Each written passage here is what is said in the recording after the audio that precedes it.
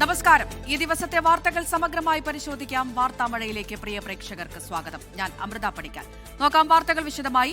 ആഗോള അയ്യപ്പ സംഗമം സംബന്ധിച്ച് സർക്കാർ നിയമസഭയിൽ നൽകിയ മറുപടിയും ദേവസ്വം ബോർഡ് ഹൈക്കോടതിയിൽ നൽകിയ റിപ്പോർട്ടും തമ്മിൽ വൈരുദ്ധ്യം.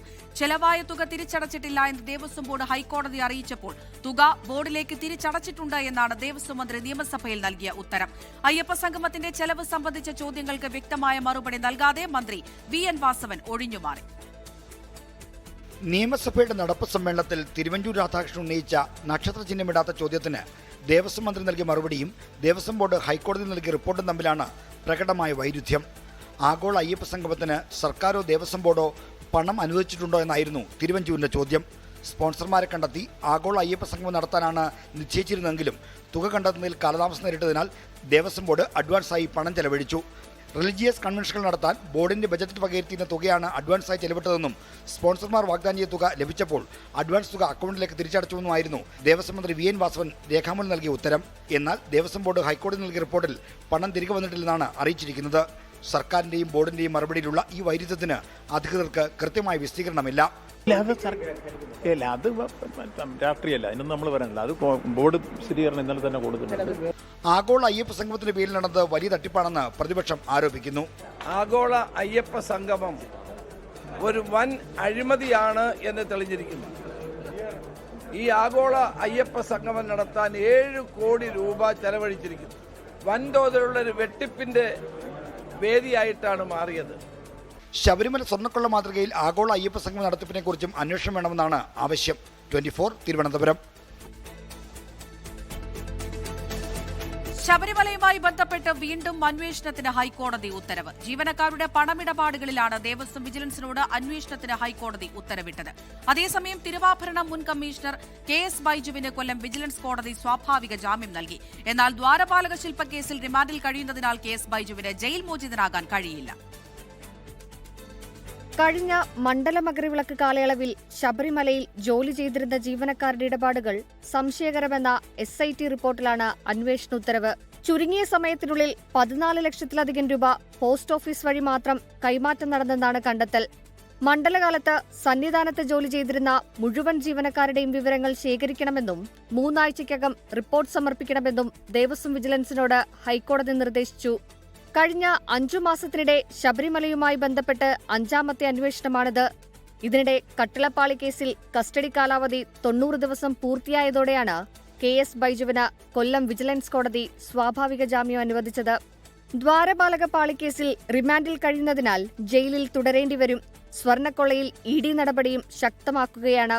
ചോദ്യം ചെയ്യലിന് ഹാജരാകാൻ ആവശ്യപ്പെട്ട മുൻ Devaswom executive officer D. Sudheesh കുമാറിന് സമൻസ് അയച്ചു. ഇന്നലെ ജാമ്യം അനുവദിച്ച് പുറത്തിറങ്ങിയ മുൻ ദേവസ്വം ബോർഡ് പ്രസിഡന്റ് N. വാസുവിനെയും ചോദ്യം ചെയ്യും. കൊല്ലം ബ്യൂറോയ്ക്കൊപ്പം 24 കൊച്ചി.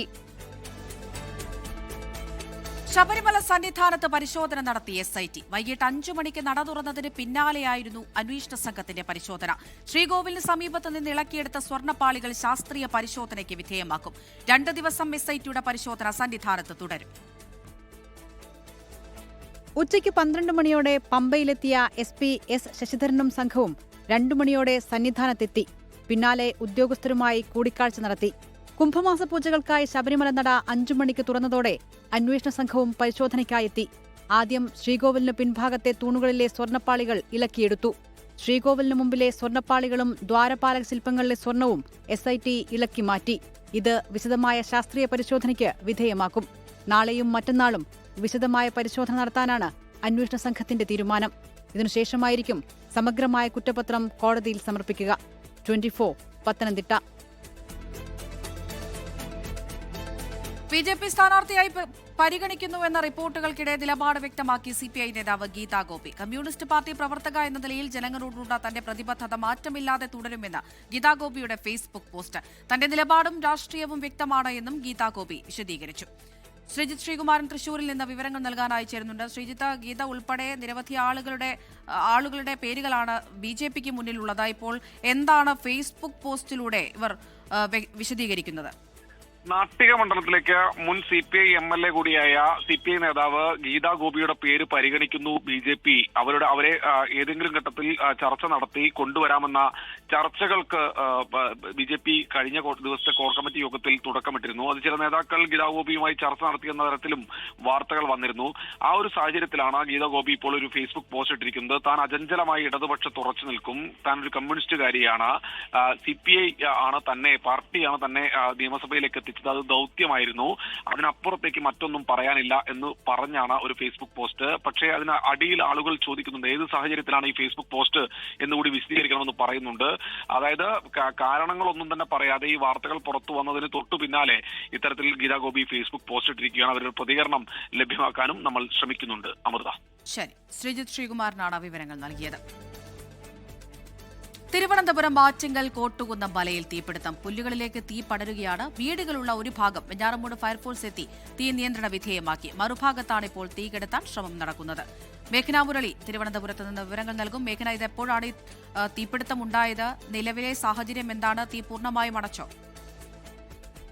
അമൃത, കോട്ടുകുന്നം മലയിൽ ഏകദേശം 7 മണിയോടുകൂടിയാണ് തീ കണ്ടു തുടങ്ങിയത്. പിന്നീട് തീ പടരുകയായിരുന്നു. 20 ഏക്കറോളം സ്ഥലത്താണ് ഇപ്പോൾ തീ പടർന്നിട്ടുള്ളത്. ഇപ്പോഴും തീ നിയന്ത്രണ വിധേയമാക്കാൻ കഴിഞ്ഞിട്ടില്ല എന്നുള്ളതാണ് അഗ്നിരക്ഷാ സേനയടക്കം പറയുന്നത്. വെഞ്ഞാറമൂട് നിന്നും അതുപോലെ തന്നെ ആറ്റിങ്ങിൽ നിന്നുള്ള അഗ്നിരക്ഷാ സേനയാണ് ഇപ്പോൾ സ്ഥലത്തെത്തി തീ അണയ്ക്കാനുള്ള ഒരു ശ്രമം നടക്കുന്നത്. ആദ്യഘട്ടത്തിൽ ഒരു ഭാഗത്തെ തീ അണച്ചതാണ്. പിന്നീട് വീണ്ടും തീ വ്യാപകമായി പടരുന്ന ഒരു സാഹചര്യമുണ്ട്. റബ്ബർ മരങ്ങളും തരിശുപാറയും നിറഞ്ഞ സ്ഥലത്താണ് തീ വ്യാപകമായി പടർന്നിരിക്കുന്നത്. ഇവിടെ ജനവാസ മേഖലയല്ല എന്നുള്ള കാര്യം ഒരു ആശ്വാസമാണ്. പക്ഷേ ഇതുവരെ തീ നിയന്ത്രിക്കാൻ കഴിഞ്ഞിട്ടില്ല. ഇനിയും തീ പടരുകയാണെങ്കിൽ അത് ഈ മലയുടെ താഴ്വാരത്ത് താമസിക്കുന്നവർക്കടക്കം ഭീഷണിയാണ് എന്നുള്ളൊരു കാര്യം കൂടി, ഒരു മുന്നറിയിപ്പ് കൂടി അഗ്നിരക്ഷാ സേന നൽകുന്നുണ്ട്. എന്തായാലും ഇപ്പോൾ നമ്മൾ ഈ ദൃശ്യങ്ങളിൽ കാണുന്നത് പോലെ തന്നെ മറ്റൊരു മലയുടെ ഭാഗത്തു നിന്നാണ് ഈ ദൃശ്യങ്ങൾ പകർത്തുന്നത്. അവിടേക്ക് എത്തിപ്പെടാനുള്ള ഒരു സാഹചര്യം അടക്കം ബുദ്ധിമുട്ടടക്കം ഉണ്ട് അഗ്നിരക്ഷാ സേനയ്ക്ക്. അവിടെ വെള്ളം എത്തിക്കാനും മറ്റുമുള്ള ഒരു ബുദ്ധിമുട്ടടക്കമുണ്ട്. എന്തായാലും വിവിധ യൂണിറ്റുകൾ അതികഠിനമായിട്ടുള്ള ശ്രമം നടത്തുകയാണ് ഈ തീ അണയ്ക്കാനായി. ശരി. തൊഴിലാളി സംഘടനകൾ ആഹ്വാനം ചെയ്ത 24 മണിക്കൂർ ദേശീയ പണിമുടക്കിൽ കേരളം സ്തംഭിച്ചു.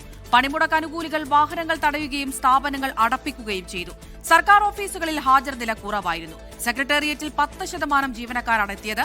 വിവിധയിടങ്ങളിൽ തൊഴിലാളി സംഘടനകൾ പ്രതിഷേധ പ്രകടനങ്ങളും നടത്തി.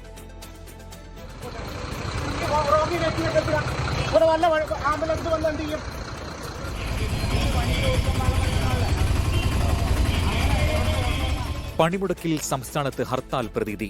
അവശ്യ സേവനങ്ങളൊഴികെ മറ്റെല്ലാ മേഖലകളും പണിമുടക്കിൽ സ്തംഭിച്ചു. പൊതുഗതാഗതം തടസ്സപ്പെട്ടു.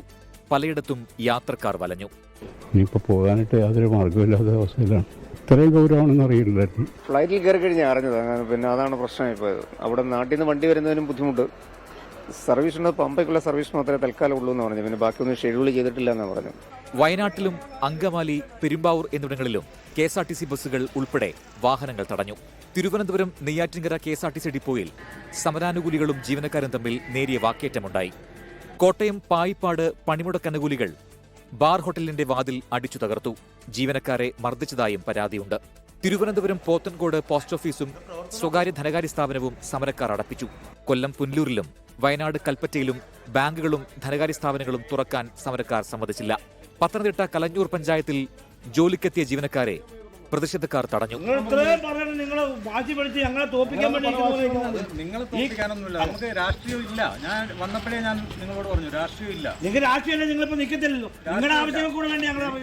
കോഴിക്കോട് പുതിയങ്ങാടി GMUP സ്കൂളിൽ അധ്യാപകരെ തടഞ്ഞു. സ്കൂൾ ഗേറ്റിൽ CITU പ്രവർത്തകർ കൊടികുത്തി. Thiruvananthapuram Nedumangad government higher secondary സ്കൂളിൽ സമരാനുകൂലികൾ അധ്യാപകരെ പൂട്ടിയിട്ടു. ഡയസ്നോൺ പ്രഖ്യാപിച്ചെങ്കിലും സർക്കാർ സ്ഥാപനങ്ങളിൽ ഹാജർ നില കുറവ്. 4600-ലധികം ജീവനക്കാരുള്ള സെക്രട്ടേറിയറ്റിൽ ഇന്ന് ഹാജരായത് 10% പേർ. ജോലിക്കെത്തിയവരെ തൊഴിലാളി സംഘടനകൾ തടഞ്ഞില്ല. വിവിധയിടങ്ങളിൽ തൊഴിലാളി സംഘടനകൾ പ്രതിഷേധ പ്രകടനം നടത്തി. ലോക് ഭവനിലേക്ക് സംയുക്ത ട്രേഡ് യൂണിയന്റെ ആഭിമുഖ്യത്തിലായിരുന്നു പ്രതിഷേധ മാർച്ച്.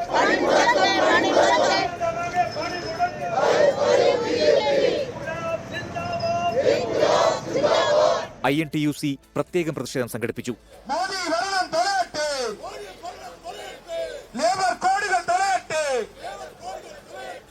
വിവിധ ബ്യൂറോകൾക്കൊപ്പം 24 തിരുവനന്തപുരം. ദേശീയ പണിമുടക്ക് ദിവസം UDF-ന്റെ പുതുയുഗയാത്ര മാറ്റിവെക്കാത്തതിൽ പ്രതിപക്ഷ നേതാവ് വി ഡി സതീശനെതിരെ വിമർശനവുമായി LDF. പണിമുടക്കിന്റെ കൂടി ഭാഗമാണ് ജാഥ എന്നാണ് വി ഡി സതീശന്റെ മറുപടി. അതേസമയം ഊരാളുങ്കൽ ലേബർ സൊസൈറ്റിയുടെ നേതൃത്വത്തിൽ ഇന്ന് നിർമ്മാണ പ്രവർത്തനങ്ങൾ നടത്തിയത് CPM-നെയും പ്രതിരോധത്തിലാക്കി. അതിനിടെ നിർബന്ധിത പണിമുടക്കിനെ വിമർശിച്ച് ഡോക്ടർ ശശി തരൂർ MP രംഗത്തെത്തി. പ്രതിഷേധിക്കാനുള്ള അവകാശത്തെ പിന്തുണയ്ക്കുന്നുവെന്നും എന്നാൽ മറ്റൊരാളെ തടസ്സപ്പെടുത്താൻ ആർക്കും അവകാശമില്ല എന്നും തരൂർ ഫേസ്ബുക്കിൽ കുറിച്ചു. INTUC ഉൾപ്പെടെ തൊഴിലാളി സംഘടനകൾ ആഹ്വാനം ചെയ്ത ദേശീയ പണിമുടക്ക് ദിവസം UDF-ന്റെ പുതുയുഗയാത്ര മാറ്റിവെക്കാത്തതിനെതിരെയാണ് LDF രംഗത്ത് വന്നത്.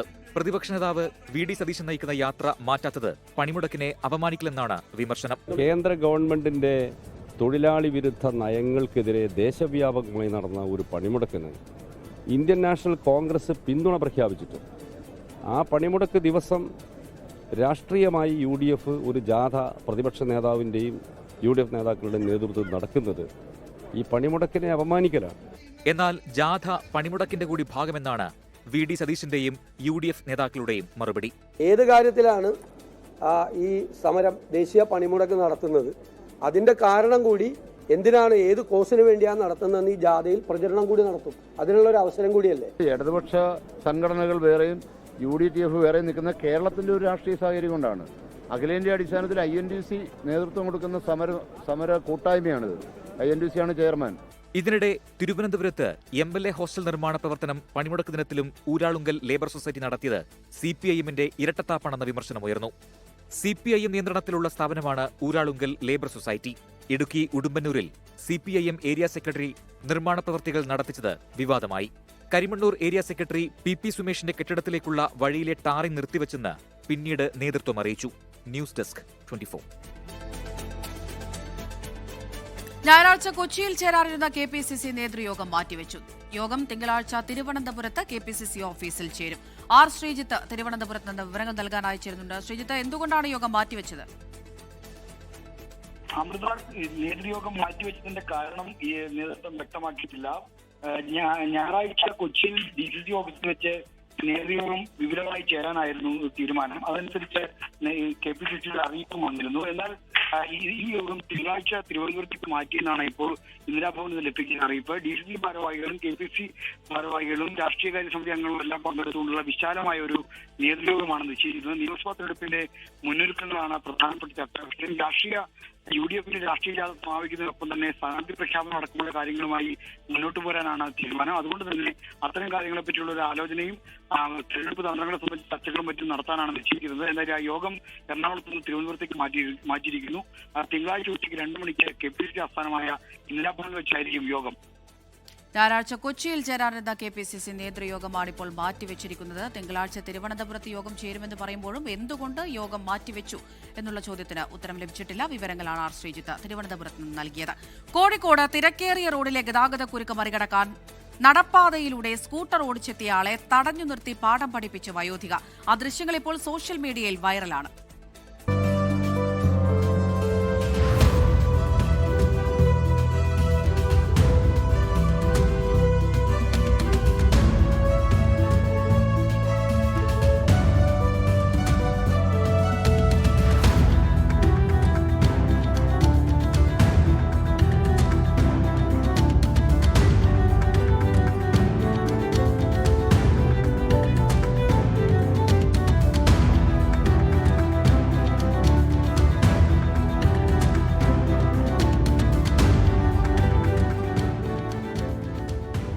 കോഴിക്കോട് എരഞ്ഞിപ്പാലം സ്വദേശി പ്രഭാവതിയാണ് നിയമലംഘനം നടത്തിയ ആളെ തടഞ്ഞു നിർത്തിയ ആ താരം. പ്രഭാവതി അമ്മയ്ക്കൊപ്പം അജി കുഞ്ഞുമോൻ ചേരും. ഇന്ന് കേരളം ചർച്ച ചെയ്യപ്പെട്ട ഒരു വീഡിയോ, ആ വീഡിയോയിലെ താരത്തെ തേടിയാണ് 24 ഇപ്പോൾ എത്തിയിരിക്കുന്നത്.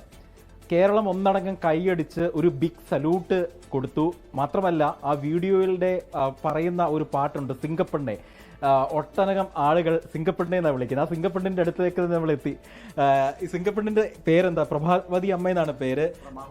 പ്രഭാവതി അമ്മ അറിഞ്ഞിരുന്നു, വൈറലായത് ഞാൻ വൈകിട്ടാണ് അറിയുന്നത്. കാരണം ഞാൻ ഇൻസ്റ്റാഗ്രാമിൽ വെറുതെ ഒരു അക്കൗണ്ട് ഇട്ടിരുന്നു. ഞാനത് കാണാറൊന്നും എനിക്ക് അങ്ങനെ വലിയ താല്പര്യമുള്ള കൂട്ടത്തിലല്ല. ആരെങ്കിലും ഇതേപോലെ എന്തെങ്കിലും വിളിച്ചാൽ നോക്കുന്നില്ല. സിംഗപ്പെണ്ണെ എന്നാ പറയുന്നത്. അതിനുള്ള ആ ഒരു സാഹചര്യം എന്തായിരുന്നു ശരിക്കും? അല്ല, ഇത് കുറച്ച് കാലമായി ഞങ്ങൾ അനുഭവിക്കുന്നതാണ്. പ്രത്യേകിച്ച് എൻ്റെ വീട് ആ ബൈപ്പാസിലേക്കാണ് ഓപ്പൺ. ഇതിന് തൊട്ടപ്പുറത്ത് ഇവിടെയാണ് ഒരു കാവൊക്കെ ഉണ്ട് ഞങ്ങൾക്ക്. അപ്പോൾ അതിൻ്റെ അങ്ങോട്ടാണ്. അപ്പം നമ്മളെ വഴി അതാണ്.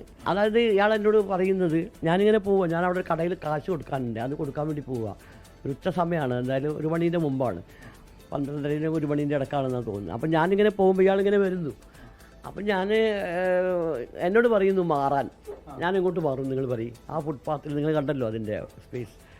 അപ്പോൾ അയാൾ വണ്ടി ഇങ്ങനെ ചരിച്ചിട്ട് പറഞ്ഞു ഇതിലെ പൊക്കോളൂ എന്ന് പറഞ്ഞു. അപ്പം ഞാൻ പറഞ്ഞു ഞാൻ എൻ്റെ വഴിയിലൂടെയാണ് പോകുന്നത്, ഞാൻ വേറെ വഴിയാണ്, നിങ്ങൾക്ക് നിങ്ങളെ റോഡ് വഴി എനിക്ക് പോകാൻ പറ്റില്ലല്ലോ. അപ്പോൾ നിങ്ങൾ നിയമം പറയുകയാണോ എന്ന് ചോദിച്ചു എന്നോട്. അപ്പോൾ എന്നോട് പറഞ്ഞ് ഞാൻ എന്നാൽ അങ്ങനെയാണെങ്കിൽ ഒന്ന് വളയ്ക്കട്ടെ എന്നാണ്, സൈഡ് തരുമെന്നാണ്. ഞാൻ ഇത് സൈഡ് തരുന്ന പ്രശ്നമൊന്നുമില്ല. അപ്പോൾ ഞാൻ കാലിങ്ങനെ ആക്കുന്നത് നിങ്ങൾ കണ്ടില്ല. അപ്പോൾ നിങ്ങൾ ഒരു പുറകോട്ട് എടുക്കുക എന്നെ എന്താ, കാരണം അങ്ങനെ പലപ്പോഴും എനിക്ക് അനുഭവം ഉണ്ടായിട്ടുണ്ട്. ഒരു നല്ലൊരു പോക്ക് പോയി കാണും, പിന്നെ നമുക്ക് ഫോട്ടോ എടുക്കാനും പറ്റില്ല. അമ്മയെ വൈറലാക്കി ആ വീഡിയോ എടുത്ത ആളെ കണ്ടിട്ടുണ്ടോ? ഇല്ല, കണ്ടിട്ടില്ല. അപ്പോൾ ഞങ്ങളൊന്ന് വിളിച്ചു തരികയാണ്. ഇതാണ് ആള്. എന്താണ് ഏതായാലും താങ്ക്സ്. ഈ ഒരു പ്രശ്നം ആളുകളുടെ ഇടയിൽ എത്തിക്കാൻ പറ്റിയല്ലോ. പല സ്ഥലത്തുനിന്നും വിളിക്കുന്നു, വിദേശത്തുനിന്ന് വരെ. അപ്പോൾ അത് വളരെ ഒരു സംഭവമാണല്ലോ. നിങ്ങൾ ചെയ്ത ഒരു വലിയൊരു ഇതാണ്. നിങ്ങളറിയാതെ ഞാനറിയാതെ വലിയ കാര്യം കൊണ്ടാണ്. ആ അതെ, അല്ല നിങ്ങൾക്ക് ഞാനും അറിയുന്നില്ല. പേരെന്താ പേരെന്താ പേരെന്താ പേരെന്താ പേര് അഫ്ലു എന്നാണ് വിളിക്കുക. അഫ്ലിൻ പേര്. അഫ്ലു എന്ന് വിളിക്കും. പ്രഭാവതി അമ്മയ്ക്ക് എല്ലാവിധ ആശംസകളും അഭിനന്ദനങ്ങളും നേരുകയാണ്. അപ്പോൾ ഇനിയുള്ള ഇത്തരത്തിലുള്ള നിയമലംഘനങ്ങൾ കണ്ടു കഴിഞ്ഞാൽ പ്രതികരിക്കും. ഓക്കെ, അതായത് എപ്പോഴും ഉണ്ട്, ഇപ്പോഴും ഇന്നും വേണമെങ്കിൽ എപ്പോഴും പ്രതികരിക്കും. മരണം വരെ, ചൊട്ടയിലെ ശീലം ചൊള്ള വരെ. ജയൻ കല്ലാശ്ശേരിക്കൊപ്പം അജി കുഞ്ഞുമോൻ, 24 കോഴിക്കോട്. അഹമ്മദാബാദ് വിമാനാപകടത്തിൽ അന്വേഷണം പൂർത്തിയായി എന്ന മാധ്യമ റിപ്പോർട്ടുകൾ തള്ളി എയർക്രാഫ്റ്റ് ആക്സിഡന്റ് ഇൻവെസ്റ്റിഗേഷൻ ബ്യൂറോ. മാധ്യമ റിപ്പോർട്ടുകൾ ഊഹാപോഹങ്ങൾ മാത്രമാണ്. അന്വേഷണം പുരോഗമിക്കുന്നുവെന്നും അന്തിമ നിഗമനത്തിലേക്ക് എത്തിയിട്ടില്ല എന്നും AIB വ്യക്തമാക്കി. അച്യുതൻ ഡൽഹിയിൽ നിന്ന് വിവരങ്ങൾ നൽകാൻ അയച്ചിരുന്നു. അച്യുതൻ, ഈ അഹമ്മദാബാദ് വിമാനാപകടം ഇതുമായി ബന്ധപ്പെട്ട കൂടുതൽ വിവരങ്ങളൊക്കെ നേരത്തെ ഒരു ഇറ്റാലിയൻ മാധ്യമമൊക്കെ പുറത്തുവിട്ടിട്ടുണ്ടായിരുന്നു. ഇപ്പോൾ എന്താണ് AIBയുടെ വിശദീകരണം? ഇത് അന്വേഷണം പൂർത്തിയായി എന്നവർ വ്യക്തമാക്കുന്നുണ്ടോ? അവിടെ കഴിഞ്ഞ ദിവസമാണ് ഇറ്റാലിയൻ മാധ്യമം, അതായത് ഈ പൈലറ്റിന്റെ പിഴവാണ്, പൈലറ്റ് മനഃപൂർവ്വം ഈ ഇതര നിയന്ത്രണ സ്വിച്ച് ഓഫ് ചെയ്തു എന്ന തരത്തിൽ വാർത്തകൾ പ്രചരിപ്പിച്ചത്. ഇതിന് പിന്നാലെ ഈ വാർത്താ റിപ്പോർട്ടുകൾ മറ്റ് മാധ്യമങ്ങളും പങ്കുവയ്ക്കുകയുണ്ടായി. ഈ പശ്ചാത്തലത്തിൽ കൂടിയാണ് ഇപ്പോൾ ഈ അന്വേഷണം, അതായത് ഈ AI-171 അഹമ്മദാബാദ് വിമാന അപകടം അന്വേഷിക്കുന്ന എയർക്രാഫ്റ്റ് ആക്സിഡന്റ് ഇൻവെസ്റ്റിഗേഷൻ ബ്യൂറോ ഇപ്പോൾ ഇതുമായി ബന്ധപ്പെട്ട ഒരു വിശദീകരണം നടത്തിയിരിക്കുന്നത്. അതിൽ വ്യക്തമാക്കുന്നത് അന്വേഷണം പൂർത്തിയായെന്ന മാധ്യമ റിപ്പോർട്ടുകൾ പൂർണ്ണമായും തള്ളുന്നു, അത് തെറ്റാണെന്നും മാധ്യമങ്ങൾ ഊഹാപോഹങ്ങൾ പ്രചരിപ്പിക്കുകയാണ് എന്നാണ് AIB പ്രസ്താവനയിലൂടെ അറിയിച്ചിരിക്കുന്നത്. അന്വേഷണം ഇപ്പോഴും പൂർത്തിയായിട്ടില്ല, അത് പുരോഗമിക്കുകയാണ്. അന്തിമ നിഗമനങ്ങളിലേക്ക് എത്തിയിട്ടില്ല എന്ന കാര്യത്തിൽ ഒരു സ്ഥിരീകരണം കൂടി നൽകുന്നുണ്ട്. മാധ്യമ സ്ഥാപനങ്ങൾ സംയമനം പാലിക്കണമെന്നും ഈ തെറ്റായി സ്ഥിരീകരിക്കാത്ത വാർത്തകൾ പൊതുജനങ്ങൾക്കിടയിൽ ആശങ്ക ഉണ്ടാക്കുന്നു എന്നാണ് AIB പങ്കുവച്ചിരിക്കുന്നത്. കഴിഞ്ഞ ദിവസം സുപ്രീം കോടതിയിൽ ഈ വിഷയം വന്നപ്പോഴും കേന്ദ്ര സർക്കാർ പറഞ്ഞത് അന്വേഷണം പൂർത്തിയായിട്ടില്ല, മറിച്ച് 3 ആഴ്ചയ്ക്കുള്ളിൽ ഇത് പൂർത്തിയായേക്കും എന്നാണ് പറഞ്ഞിരിക്കുന്ന മറുപടി. എന്തായാലും ആ സാഹചര്യത്തിലാണ് ഇപ്പോൾ AIB കൂടി ഒരു പ്രസ്താവന ഇറക്കിയിരിക്കുന്നത്. അച്യുതനാണ് വിവരങ്ങൾ നൽകിയത്. 2020 ലോകകപ്പിൽ ചരിത്ര വിജയവുമായി ഇറ്റലി. നേപ്പാളിനെ 10 വിക്കറ്റിന് തോൽപ്പിച്ച ക്രിക്കറ്റ് ലോകകപ്പ് ചരിത്രത്തിലെ ആദ്യ ജയം സ്വന്തമാക്കി. നേപ്പാളിനെ വെറും 123 റൺസിൽ എറിഞ്ഞിട്ട ഇറ്റലി വിജയലക്ഷ്യം 12 ഓവർ 4 ബോളിൽ മറികടന്നു. അർദ്ധ സെഞ്ചുറികളോടെ മോസ്ക സഹോദരങ്ങളാണ് ഇറ്റലിയുടെ ജയം ഉറപ്പിച്ചത്. ഇതോടെ ഇന്നത്തെ വാർത്താമഴ പൂർണ്ണമാവുകയാണ്. നമസ്കാരം. ലോകത്തെവിടെയായാലും ഏത് സമയത്തും 24 വാർത്തകളും ഓഗ്മെന്റഡ് റിയാലിറ്റി പാക്കേജുകളും എക്സ്പ്ലെയിനറുകളും വിശദമായി കാണാൻ ഞങ്ങളുടെ യൂട്യൂബ് ചാനൽ നിങ്ങൾക്ക് സബ്സ്ക്രൈബ് ചെയ്യാം.